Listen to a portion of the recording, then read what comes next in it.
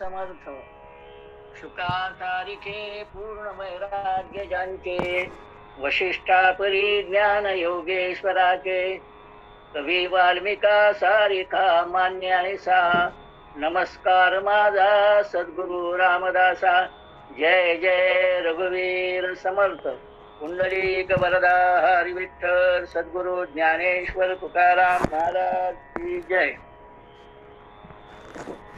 आज आपण मनाच्या श्लोकामधील 104 क्रमांकाचा श्लोक पाहणार आहोत.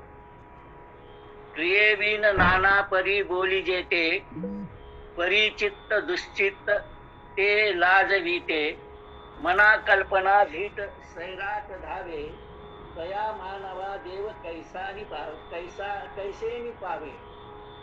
या मनाच्या श्लोकामध्ये सर्वसामान्य माणसाच्या एकंदरीत स्वभावाचं चित्रण केलेलं आहे. आपल्या सगळ्यांना हे माहिती आहे की मनुष्य जन्म जो आहे हा त्रिगुणात्मक आहे. सत्व रज आणि तम या तिन्ही गोष्टी त्याच्यामध्ये आहेत आणि त्यामुळे जी व्यक्ती सत्वगुणामध्ये असते त्या व्यक्तीला धर्माचं स्मरण असतं. ईश्वरनिष्ठांच्या मांदियाळीत ते येतात आणि त्या पद्धतीने त्यांचं आचरण करून जीवन सुधारतात. आणि जे तमोगुणामध्ये आहेत ते कुठल्याही गोष्टीची चिंता न करता निरनिराळ्या दोषांच्या मध्ये गुन्ह्यांच्या मध्ये अडकतात. पण ज्याला मध्यम वर्ग म्हणतात हा जो रजोगुणात असलेला वर्ग आहे हा बऱ्याच वेळा नाटक करत असतो.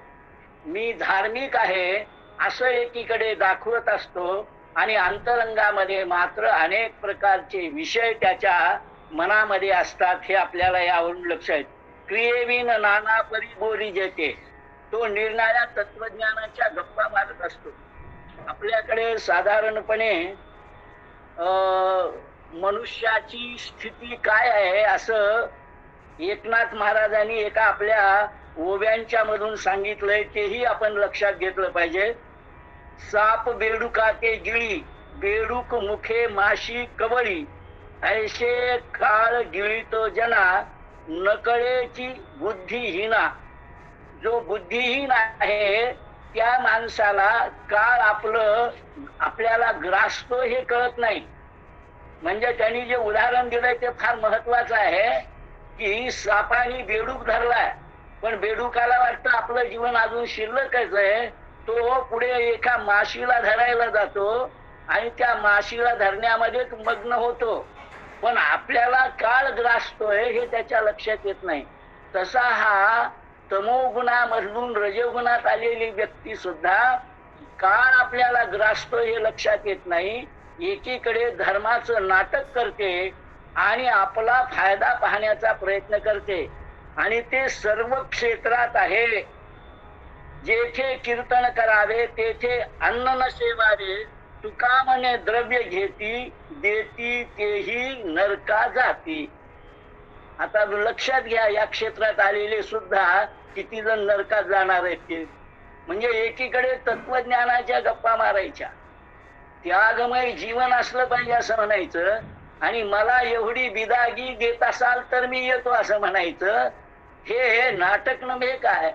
ही क्रिया विना बोलणं नव्हे काय. क्रिया जी आहे ती भिन्न आहे. बोलणं मात्र तत्वज्ञानाचा विषय त्यागाचा विषय. म्हणजे सांगायचं जर गीतेचा श्लोक घ्यायचा तर कर्मण्यवाधिकार असते मा फलेषु कदाचन अशा प्रकाराने एकीकडे म्हणायचं आणि जे काही कर्म करायचंय ते या नश्वर देहाला काही ना काही गोष्टी प्राप्त करण्यासाठी करायचं. अशा प्रकारचं जे नाटक करणारे आहेत हे नाटक करणारे जी माणसं आहेत ही जीवनामध्ये कधीही यशस्वी होत नाहीत. शेवटीला ते पुनरपी जननम पुनरपी मरणम मध्ये हरकत असतात हे आपल्याला लक्षात येईल. समर्थांच्या निरनिराळ्या ओव्यांचा जर उल्लेख करायचा झाला तर समर्थांनी एका ठिकाणी म्हटलंय अभ्यासे प्रकट व्हावे नाही तरी झाकोनी असावे प्रकट होऊन नासावे हे बरे नव्हे. म्हणजे आपला अभ्यास नाही त्यागाचा अभ्यास नाही, कुठल्याही प्रकाराने समाजकार्याचा अभ्यास नाही, धर्माचा, परंतु तरी सुद्धा अर्धवट जे काही ऐकलंय, अर्धवट जे काही ग्रहण केलंय त्याच्या आधारावर विषय मांडायला जायचं, विषय त्यागाचा मांडायचा, अंतरंगामध्ये काम हा बसलेला असतो. मागच्या मनाच्या श्लोकाचा थोडक्यात आढावा घ्यायचा झाला तर असं म्हणता येईल, तुकाराम महाराजांच्याकडे एका नगरवधूला पाठवलं होतं त्यांचं चारित्र्य भ्रष्ट करण्यासाठी आणि त्यांची बदनामी करण्यासाठी. तर त्यावेळेला जगद्गुरु तुकाराम महाराजांनी तिला काय म्हटलंय लक्षात घेण्यासारखं आहे. जाईये तू माते न करी सायास, आम्ही विष्णुदास तैसे नव्हे. आणि मग पराय्य नारी आम्हा रुक्माई समान एवढं म्हणून थांबत नाही. ते तर तुकाराम महाराज आहेत. ते म्हणतात जगा बाहेर काय तुला कमी पडले, माझ्याकडे आलीस. सांगायचं तात्पर्य काय आहे, अशा प्रकारचा संपूर्ण विषय ज्यांनी जिंकलाय तुकाराम महाराजांच्या प्रमाणे त्यांनी सांगावं जोडोनिया धन उत्तम व्यवहारे. एकीकडे जोडोनिया धन उत्तम व्यवहारे म्हणायचं आणि दुसरीकडे वाममार्गाने पैसा मिळवण्याचा प्रयत्न करायचा. असं जे काही रजोगुणामध्ये असलेल्या व्यक्तींच्या बाबतीत घडतं त्यांनी हे लक्षात घेतलं पाहिजे की हा भाव त्यांच्या अंतःकरणातला जोपर्यंत जाणार नाही, वर एक अंतःकरणात दुसरं ही प्रवृत्ती जोपर्यंत जाणार नाही तोपर्यंत त्याचा विकास होणार नाही. हे आपल्याला यामधून लक्षात येईल. सांगायचं तात्पर्य काय आहे की या सर्व गोष्टींच्या मधून आम्हाला हे लक्षात घ्यायचं आहे की नाटक या ठिकाणी चालतं, त्याच्या जवळ चालत नाही. त्याच्या जवळ जे तुम्ही करता मनामध्ये जे आहे त्याच्याच आधारावर तुम्हाला फळ मिळतं. बाहेरच्या कृतीच्या द्वारे भगवंत तुमच्याकडे पाहत नाही, हे आम्ही लक्षात घेतलं पाहिजे. याचा एका एका चरणाचा विचार करायचा. परिचित्त दुश्चित्त ते लाजविते. चित्तामध्ये अनेक प्रकारचे वाईट विषय आहेत आणि एकीकडे तत्वज्ञानाच्या गप्पा मारतोय, त्याने त्याचं कल्याण होणार नाही. पुढे त्यांनी म्हटलंय मना कल्पना धीट सैराट धावे. मनामध्ये ज्यावेळा एकांतात बसतो त्यावेळा मात्र त्याचे विचार निरनिराळ्या पद्धतीने मोठ्या प्रमाणावर नको त्या गोष्टींच्याकडे धावत असतात. सांगायचं तात्पर्य या मनाच्या श्लोकामधून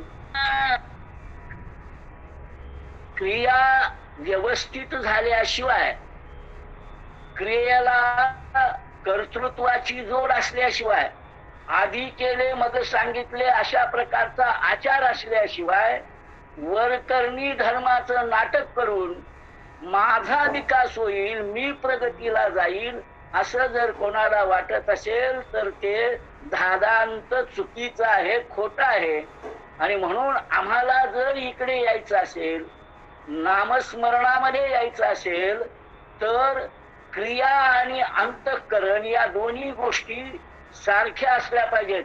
अर्जुना समत्व चित्ताचे हेची जाण सार योगाचे, जेथ मन आणि बुद्धीचे ऐक्य अति, असं भगवंत अर्जुनाला सांगताना म्हणतात. तुमचं मन एकीकडे आहे, चित्त एकीकडे आणि बुद्धी तिसरीकडेच चालली आहे, त्याने तुमचा विकास होणार नाही. तुमच्या विकासासाठी नामस्मरण आवश्यक आहे. आणि हे नामस्मरण ज्याचं नाव घ्यायचं, ज्याचं चरित्र आमच्या समोर असलं पाहिजे अशाचं नाम, भगवंताचं नाम. मग त्यांचं चरित्र पाहिल्यानंतर त्यांच्या जीवनामध्ये बाहेर एक आणि आत दुसरं असं नाही. म्हणून जोपर्यंत आमच्या मनात विषय वासना आहेत, कामवासना आहेत, तोपर्यंत आमचा विकास होणार नाही. हे आम्ही लक्षात घ्यायचं. आमच्याकडे नाचू कीर्तनाचे रंगी ज्ञानदीप लावू जगी असं म्हटलंय. हे सुद्धा काय आहे तर अंतःकरणापासून रंगून गेलं पाहिजे असं आहे. सांगायचं तात्पर्य काय, बाहेर एक आणि आत दुसरं असं असून चालत नाही. तर दोन्ही ठिकाणी एकाच पद्धतीने वागलं पाहिजे. हे या मनाच्या श्लोकामधून समर्थांना सांगायचंय. नाटक करून भगवंताकडे काही चालत नाही. हा भाव या मनाच्या श्लोकामधून आपण लक्षात घ्यावा. आजच्या पुरतं याच ठिकाणी आपण थांबूया. जय जय रघु